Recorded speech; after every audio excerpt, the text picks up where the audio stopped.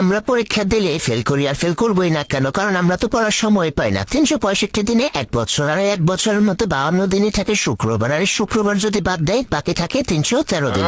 এর মধ্যে শীতকাল, গ্রীষ্মকাল, বর্ষাকাল বাবদ ছুটি থাকে 50 দিন, আর এই 50 দিন যদি বাদ দেয় বাকি থাকে 263 দিন। আর আমরা যদি প্রতিদিন 8 ঘন্টা ঘুমানোর পেছনে ব্যয় করে তাহলে 122 দিন চলে যায়, আর এই 122 দিন বাদ দিলে বাকি থাকে 140 দিন। আবার আমরা যদি প্রতিদিন 1 ঘন্টা করে খেলাধুলার পেছনে ব্যয় করে চলে যায় কয়দিন? 15 দিন, আর বাকি থাকে কয়দিন? 126 দিন। আবার আমরা প্রতিদিন যদি 2 ঘন্টা করে খাওয়া দাওয়া এবং গোসলের পিছনে ব্যয় করে তাহলে চলে যায় কতদিন? 30 দিন, আর এই 30 দিন যদি চলে যায় আর বাকি থাকে কয়দিন? 96 দিন। আবার আমরা যদি প্রতিদিন 1 ঘন্টা করে কথা বলার পিছনে ব্যয় করে তাহলে চলে যায় কয়দিন? 15 দিন, আর এই 15 দিন চলে গেলে আর বাকি থাকে কতদিন? 89 দিন। আবার আমরা বছরে পরীক্ষা দেই 35 দিন, আর এই 35 দিন যদি বাদ দেয় তাহলে থাকে আর কতদিন? 46 দিন।